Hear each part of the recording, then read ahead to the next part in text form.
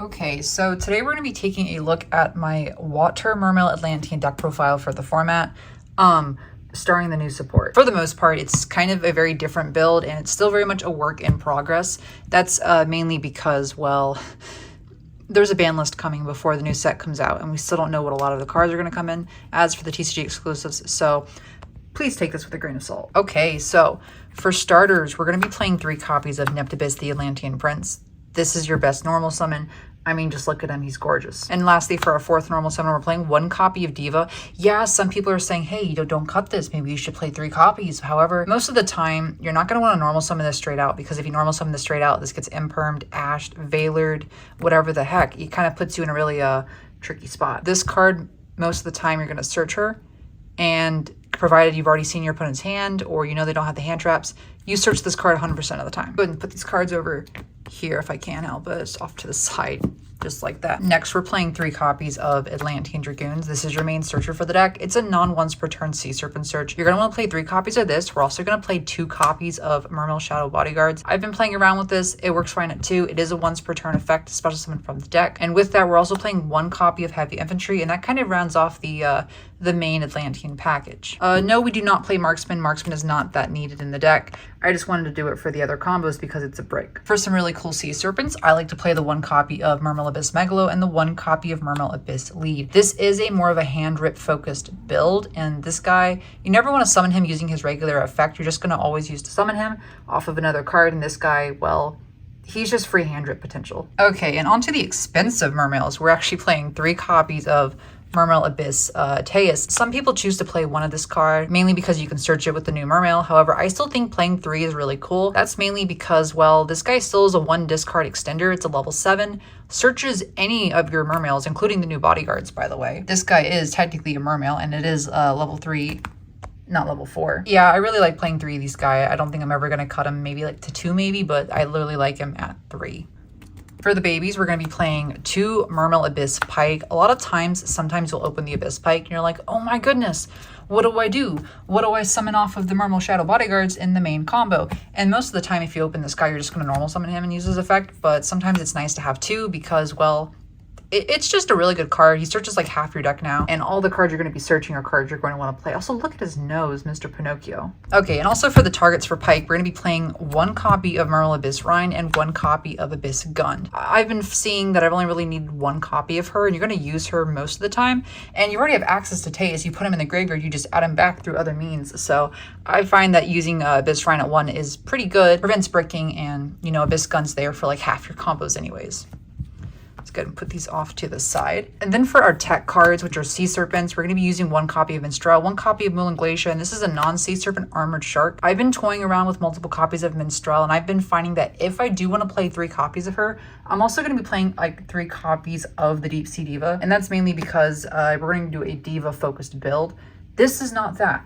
We're only going to play 1 copy of her because you can side a 2nd copy if you want for going first. Most of the time, like, you're focused on breaking the board, not also focused on the hand traps they have in hand. So Minstrel is better going first, and so we can always play more copies. You can also search this in most of your combos. Moulin Glacier for the hand rips, and this guy is just free freaking advantage. It's a pretty decent amount of monster cards. Let's look at this heavier spell and trap card package. I'm playing 2 copy of Deep Sea Aria. I think 2 is a pretty good number. Most of the cards in your deck are discards or ways to get to discards.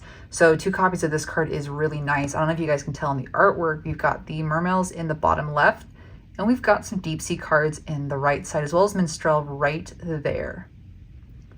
Next, we play 1 copy of 1 for 1. This is just another way to get to Prince, which Diva is also another way to get to Prince. This guy's the best card in the deck right now. And we're also playing 1 copy of that new Equip spell, which is just a free monster reborn for Mermail or Atlanteans, as well as a shuffle back for 3 water cards, and 1 copy of Abyss Gale to Mizuji because this is a spell negate. You can run the other ones if you want. I just prefer the spell one. Not sorry about that. We're also playing 1 copy of Virtue Stream. This is just a searchable Icarus attack. It's just another form of additional interruption you can play in the deck. And it kind of plays around Dark Ruler no more because it's a trap card, so yes. And this is for the actual controversy. For the non-engine, I'm playing 3 copies of ROTA Prosperity. Like I said, there's a lot of cards that let you shuffle things back into the deck, like Toad, Coral Anemone, but we're not playing any targets, and the new Mermail Equipped spell card. So Being able to like banish 3 cards, search your deck for an extender, it's really good in case you break, and it also acts as a bait. And if your opponent does stop this, you can just normal summon your prince and you kind of have to don't worry about Ash anymore. Next, I'm also playing 3 copies of Forbidden Droplets. This is mainly because you can use cards like Prosperity, etc., and then send them off the field to negate something if you're going second, such as Diva or Prince, so it can dodge impermanence, and I think this card is actually really cool for that. And then finally, for the last like quick play spell card, One Call by the Grave, because this is a combo deck. Okay, and for the actual hand traps, this most builds I've done before don't really play hand traps. They're focused on board breakers, but this time around we're playing 3 copies of Ash Blossom, especially because we're in a gimmick puppet format. Like, here's the thing. You can't really play this version of the deck until the cards are released. But if you want to test, Ash Blossom is very important. Same goes for Infinite Impermanence. And of course, this is for the most part until we get that new trap card, Dominus, whatever the heck, that can replace the Ash Blossom, so you don't have to worry about like triple tactics talent. And this is a 40 card deck, so you don't have to worry too much about breaking. It's been pretty consistent overall. It can break through boards. It kind of relies more on its side deck in order to like negate the stuff on the board, so you can use your new Mermail Atlantean deities to break the board. But overall, this is a pretty compact build. By the way, this is not like my final version. Please test with it. Please do some more work with it. Make it the way you want to build it. Also feet, hello. Let's put this off to the side and take a look at our extra deck right here. Let's go ahead and bring this up. This is a hand rip build as evident by the fingers, open hand really, but instead what we're gonna do is take a look at our link monsters first. We're playing 1 copy of Zelantis, 1 copy of Neptibus, 1 copy of Abyssalacia, and 2 copies of Coral Anemone. I find these to be the best link monsters in the deck, and if you want to cut a copy of Coral Anemone for like Area the Water Charmer, you can. I just like 2 of them. And also, like, you use 1 for your main combo, and having another one for follow-up's really nice, and it's another target for Pot of Prosperity to get rid of going first, even Zelantis as well, if you just need extra targets. For Xyz monsters, this is an Xyz heavy build. We're playing 1 Poseidra Abyss, 1 Gaia. Some builds play 2. You absolutely can. 1 copy of Armor Fortress. This can trigger stuff off discard, as well as, you know, just being an extra card that searches stuff. 2 copies of Bahamut Sharks, 1 copy of the new Lavertu Dragon, this is the trap card, and 2 copies of Totally Awesome. Yeah, I really like summoning 3 toads. It's mainly because it's funny, not because it's really competitively viable, who knows. But I think this is a pretty standard extra deck package.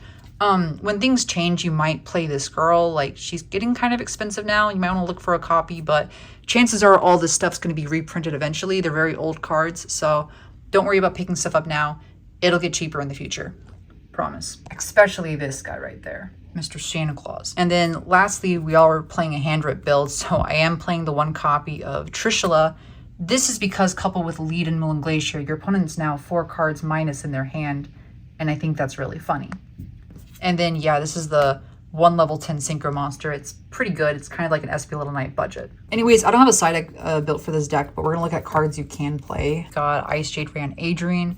We've also got like this Charmer who can search her. We've got Crossouts. We've got the Mermail Abyss Tribe, Prima Donna, Drageye, Dweller, the Hand Loop package for more looking at your opponent's hand and just taking more cards out because it's a funny thing to do. We've got board breakers in terms of are evenly matched. We got this card's great at breaking boards as well as these 2 cards. Some extra deck cards to look at if you want to play an Ice Barrier package. It's actually performing really well in the OCG, so take that as you will, you know, cool stuff. 1 Osha for like the 1 Carteus combo. It's okay. It's okay. Drolls, dimensional stuff, Gamma Seals, Dark World of No Mores. I really like these cards, especially in main if you're playing like no hand traps. All gas, no ass, because you can just use this, break your opponent's board, set up negates, and then pass, and you win the following turn. Your 2nd copy of Minstrel because, you know, going first is a thing. And then Artisan for the really cute extensions with the this girl, Prima Donna, hello. I love her, she's so good. You can also play Barrier Statue if you want, but I don't know where that card is. Anyways, okay, bye. This is it for my deck profile.